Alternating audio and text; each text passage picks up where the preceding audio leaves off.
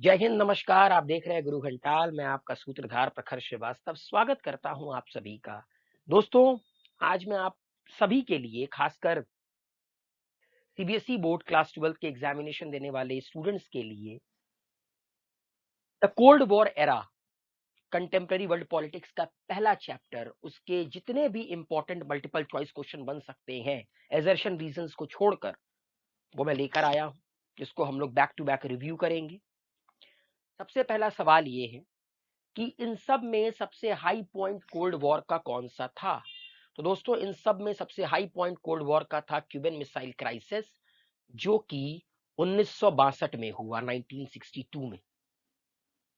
Who was the Soviet Union's leader who decided to turn Cuba into a Russian base and placed a nuclear missile in Cuba in 1962? इसका सही उत्तर है Nikita Khrushchev. Nikita Khrushchev उस वक्त Soviet union के leader हुआ करते थे जब ये क्यूबन मिसाइल क्राइसिस हुआ, और उन्होंने ही ये डिसाइड किया कि सोवियत क्यूबा को रशियन बेस में कन्वर्ट कर देगा।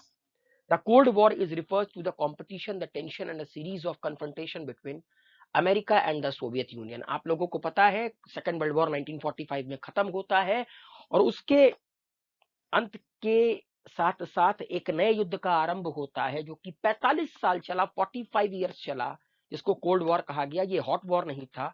इसमें बंदूकों से, तोपों से, एटॉमिक बॉम्ब से लड़ाई नहीं हुई। यहाँ पर विचारधारा की लड़ाई थी। Communism versus liberal democracy, socialism versus capitalism, USA versus USSR. The cold war is refers to as, ये क्वेश्चन दोस्तों दो बार रिपीट हो गया, America and the Soviet Union. Now, Cuban missile crisis किस साल हुआ? ऊपर मैंने अभी आप लोग को डिस्कस किया, 1962 में। बढ़ते हैं अपने अगले सवाल की तरफ।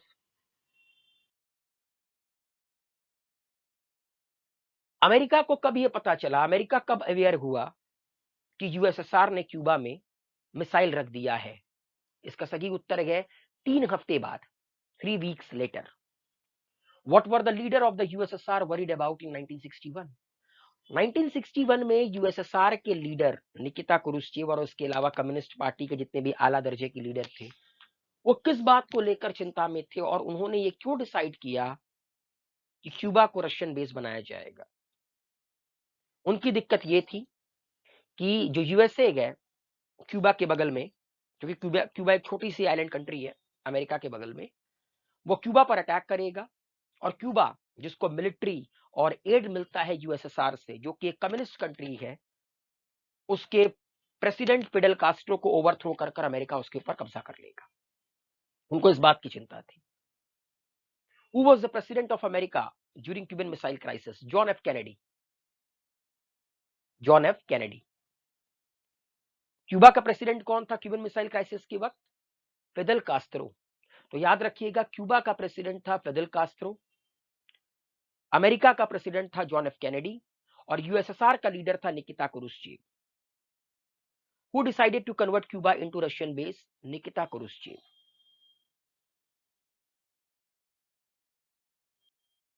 अगला सवाल, who ordered American warship to intercept any Soviet ships heading to Cuba as a way of warning to USSR? अब भैया, जैसे अमेरिका को पता चला कि उसके बगल में एक कंट्री है जहां पर उसकी कट्टर दुश्मन, हेड टू हेड वाली दुश्मन कंट्री ने अपना रशियन बेस बना लिया है, और बगल में है बिल्कुल। अगर आप लोग कभी गूगल मैप पे देखिएगा तो क्यूबा बिल्कुल अमेरिका के बगल में है।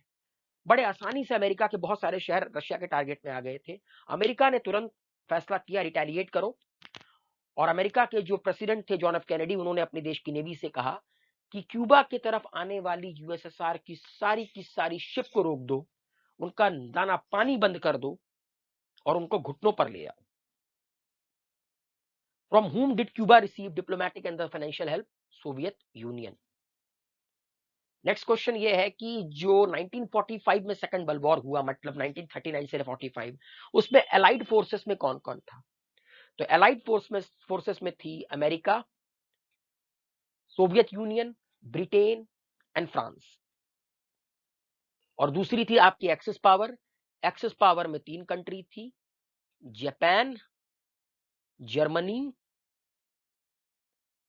इटली। फर्स्ट वर्ल्ड वॉर कब स्टार्ट हुआ था दोस्तों? 1914 में। आपको पता है 1945 का जो अंत है वो अमेरिका के हिरोशिमा एंड नागासाकी में एटॉमिक बम गिराने से हुआ।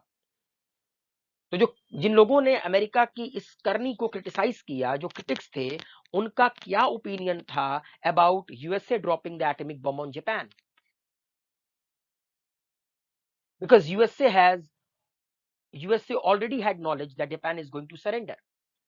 जो क्रिटिक्स थे, जिन्होंने इस चीज का विरोध किया, जिसने अमेरिका की करनी को बहुत क्रिटिसाइज किया, उनका कहना था कि अमेरिका जानता था कि जापान सरेंडर करना चाहता है पर्ल हार्बर के हमले के बाद, लेकिन जानबूझकर अमेरिका ने यूएसएसआर को एक मैसेज देने के लिए कि हम कहीं पर भी किसी के भी इलाके में घुसकर किसी को भी ठोक सकते हैं, तुम्हारे इलाके में भी, इसीलिए अमेरिका ने जापान को टारगेट किया।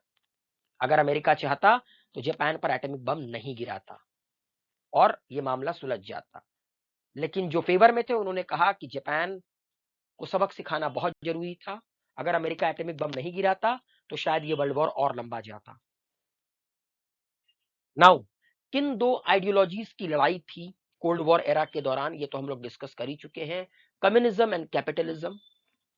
अब आपको बताना है कि मेन कंट्रीज एक्सेस पावर्स की कौन थी, ये हम लोग पढ़ चुके हैं अभी, जर्मनी, जापान, इटली।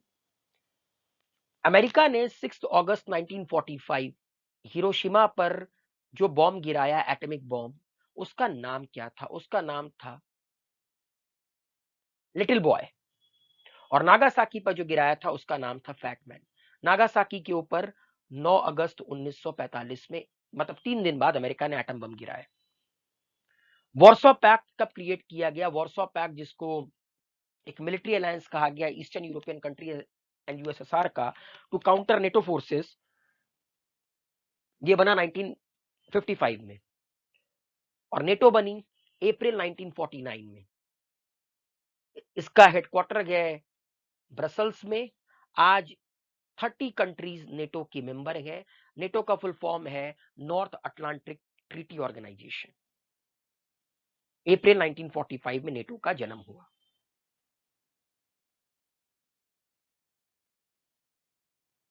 अगला सवाल यह है कि इनमें से कितने स्टेट्स, मतलब जब नेटो बना था अप्रैल 1949 में, तो कितनी कंट्रीज को मिलाकर, कितने स्टेट्स को मिलाकर नेटो का गठन हुआ? तो इसका सही उत्तर है 12 राज्यों को मिलाकर नेटो का गठन हुआ था।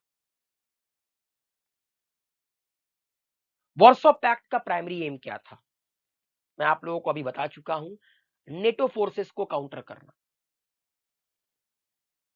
सेंटो किस साल स्टैब्लिश हुआ? सेंट्रल ट्रीटी ऑर्गेनाइजेशन, ये बना 1955 में। जिस साल वॉर्सो पैक्ट बना उसी साल सेंटो बना, और उसके एक साल पहले 1954 में सीएटो बना, ठीक है, south east Asia treaty organisation. आपको बताना है किस साल नैम बना, नॉन अलाइन मूवमेंट, ये बना 1956 में। और पहला नॉन अलाइन समिट 1961 में हुआ कहां पर? सर्बिया की कैपिटल बेलग्रेड में। नेक्स्ट क्वेश्चन ये है कि क्यों अमेरिका और यूएसएसआर कभी भी इन 45 सालों में 1945 टू 1991 डायरेक्ट वॉर में इंगेज नहीं हुए? Because they understood the destruction caused by the use of atomic bombs. इसे कहा जाता है लॉजिक ऑफ डिटरेंस। दोनों पावरफुल थे, दोनों एक दूसरे को खत्म कर सकते थे, इक्वली डैमेज कर सकते थे, इसीलिए दोनों ने एक लकीर को क्रॉस करना जरूरी नहीं समझा। जब दो बराबर स्ट्रेंथ के पहलवान आपस में टकराते हैं, दोनों को पता होता है कि भैया अगर मैं एक मारूंगा, जितनी पावर के साथ मैं मारूंगा, सामने वाला भी उतनी पावर के साथ मारेगा। तो इसको कहा जाता है लॉजिक ऑफ डिफरेंस, जब आप ऐसे केस में हॉट वॉर नहीं करना चाहते हो, क्योंकि आपको पता है सामने वाले का नुकसान है तो आपका भी इक्वली नुकसान है।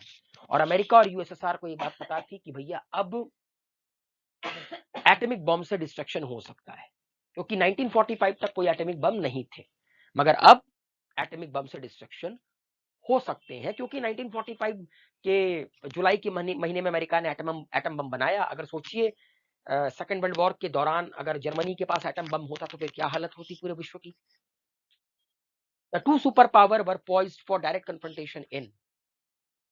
यहां पर ये सवाल थोड़ा अधूरा रह गया। आपको बताना है इन कोरिया, मतलब कोरिया में इनमें से किस साल किस पीरियड के दौरान ये दोनों कंट्री आपस में टकराई? इसका सही उत्तर है 1950 से 53 कोरियन वॉर चला और उस दौरान इनका डायरेक्ट कन्फ्रंटेशन हुआ। नॉर्थ कोरिया यूएसएसआर के हिस्से में था, साउथ कोरिया अमेरिका के हिस्से में था। बर्लिन वॉल कब बनाई गई? बर्लिन वॉल कब बनाई गई? ये कमेंट बॉक्स में लिखकर सबमिट कीजिए। गिराई कब गई ये आप लोग को पता है, 9 ऑफ नवंबर 1989, ये मैंने बता दिया। अब आप बताइए बर्लिन वॉल बनाई कब गई? ट्रूमैन डॉक्ट्रिन कब स्टैब्लिश किया गया? 1947 में। मार्शल प्लान जो कि अमेरिका ने लॉन्च किया वेस्टर्न यूरोपियन कंट्रीज की इकोनॉमी को इंप्रूव करने का, वो कब लॉन्च हुआ? 1947 से 52। Vietnam, north Vietnam south Vietnam के बीच में अमेरिका और यूएसएसआर ने बंटवारा कर दिया। 17th पैरेलल लाइन बनी। आपको बताना है ये किस साल हुआ? आपको बताना है कि ये किस साल हुआ। इसका सही उत्तर है 1954। 1954 में वियतनाम का डिवीजन होता है। 17th पैरेलल लाइन बनती है between the north Vietnam and the south Vietnam. अब तो वियतनाम एक कंट्री है। नाउ अमेरिका ने वियतनाम में इंटरवीन कब किया था? 1954 टू 75। अमेरिका यहां पर हारी और अमेरिका के इतिहास का ये काला पीरियड माना जाता है जब अमेरिका ने अपने मुल्क की आधे से ज्यादा आर्मी लगा दी मगर फिर भी वो हार गए। सोवियत ने कब इंटरवीन किया था हंगरी में? इसको कमेंट बॉक्स में लिखकर बताइए कि सोवियत ने हंगरी में कब इंटरवीन किया था। कुछ क्वेश्चन आप भी करो, अपनी नॉलेज को चेक करो क्योंकि आपके पेपर आने वाले हैं। When did US president Richard Nixon visit to China? Richard Nixon visit करते हैं चाइना में 1972 में। यूनिफिकेशन ऑफ जर्मनी कब हुआ? 1989 में बर्लिन वॉल गिराई गई 9 नवंबर में और 1990 में यूनिफिकेशन ऑफ जर्मनी होता है। सोवियत ने अफगानिस्तान को इंटरवीन कब किया था? सोवियत ने अफगानिस्तान के अंदर इंटरवीन किया था 1979 और 1989 तक ये वहीं पर रहे। नाउ आपको बताना है कि select the correct option for the alliance and the organisation it was formalised into. The eastern alliance one formed into UNO, ये इनकरेक्ट है। ये बना क्या? Warsaw pact. यूएनओ काटो, यहां पे करो Warsaw pact. The western alliance was formed into NATO, ये करेक्ट ऑप्शन है। सेंट्रल अलायंस को सेंटो कहा गया, ये भी इनकरेक्ट है। अब आपको बताना है इनमें से कौन सा स्टेटमेंट ट्रू है रिगार्डिंग द कोल्ड वॉर। देखिए पहली बात तो यह है the two super power were poised for direct confrontation in India. India का तो भाई कोई लेना देना है ही नहीं, ठीक है। Now the two super power were poised for direct confrontation in Berlin only, ये भी इनकरेक्ट है। इसका सही उत्तर है कि 50 से 53 ये कोरिया में आपस में भिड़े, जैसा कि हम लोग ऊपर डिस्कस कर चुके हैं, और 58 से 62 इनका हिसाब किताब बर्लिन में चला।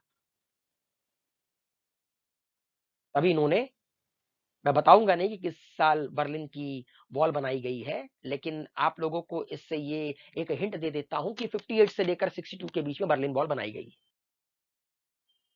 नॉन अलाइनमेंट मूवमेंट के रिगार्डिंग कौन सा स्टेटमेंट करेक्ट नहीं है? It suggested to the newly independent country ways to stay out of the alliance, ये करेक्ट है। India policy of non alignment was neither negative nor passive. The non-aligned posture of India served its interest.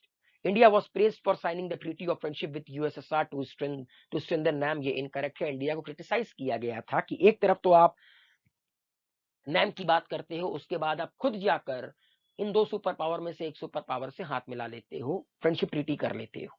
Now इनमें से कौन सा assertion है जो कि NAM के गोल को रिप्रेजेंट नहीं करता? Providing new decolonise country with the ability to pursue their own agenda, correct है। No to joining any military alliances, ये भी करेक्ट है। Focus on the elimination of the global economic inequalities, ये भी करेक्ट है।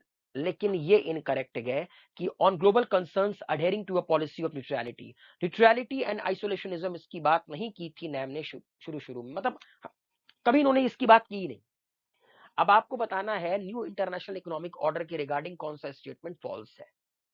Give the LDC control over their natural resources, correct है। Least develop country. Obtain access to the western market, correct है। Reduce the cost of technology from the western countries, ये भी correct है, लेकिन ये इनकरेक्ट है। यहां पर Goga provide the developing countries, provide the developing countries with a greater role in international economic institution.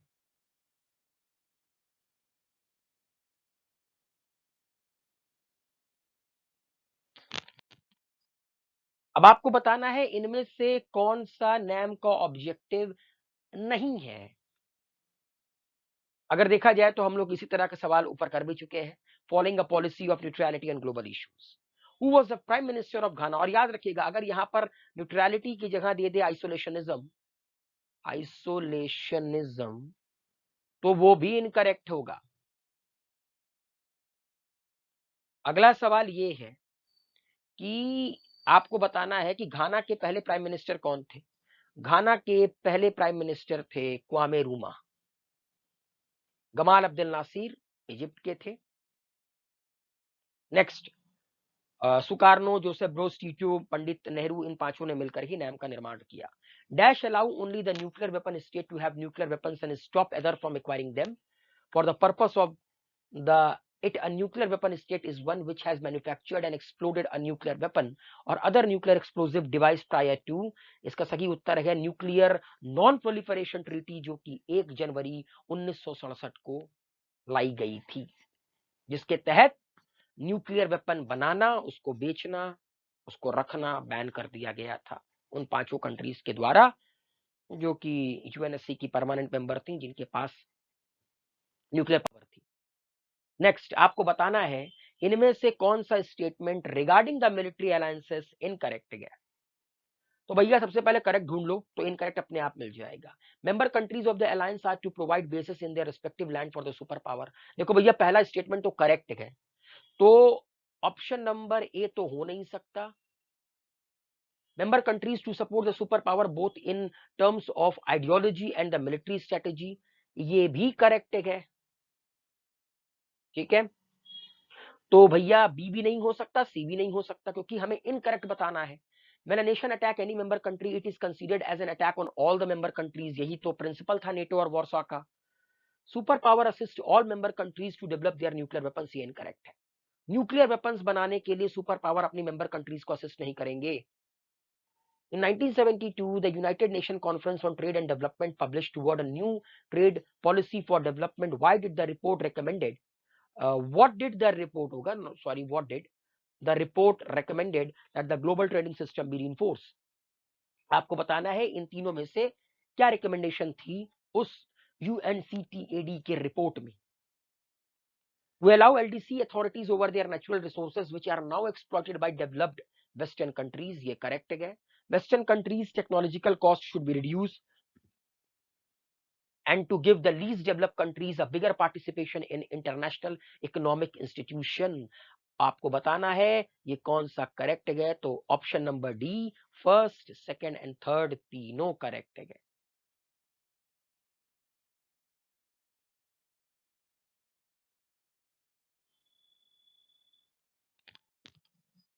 आखिरी सवाल, क्रोनोलॉजी के हिसाब से आपको बताना है कि पहले क्या हुआ बाद में क्या हुआ। देखिए भैया, अभी तो हम लोगों ने पढ़ा कि ट्रूमैन डॉक्ट्रिन कब आया, 1947 में। उसके बाद मार्शल प्लान आता है, कोरियन वॉर हुआ 1950 से लेकर 53, और यूनिफिकेशन ऑफ जनवरी 1990। तो क्या होगा भैया, सबसे पहले होगा ऑप्शन नंबर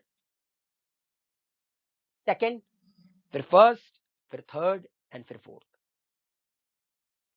तो ये टोटल 48 क्वेश्चंस थे जो कोल्ड वॉर के ऊपर पूछे जा सकते हैं, जिसमें अभी मैंने एजर्शन रीजन से क्वेश्चन इंक्लूड नहीं किए हैं। एजर्शन रीजंस के ऊपर मैं एक सेपरेट लेक्चर लेकर आऊंगा।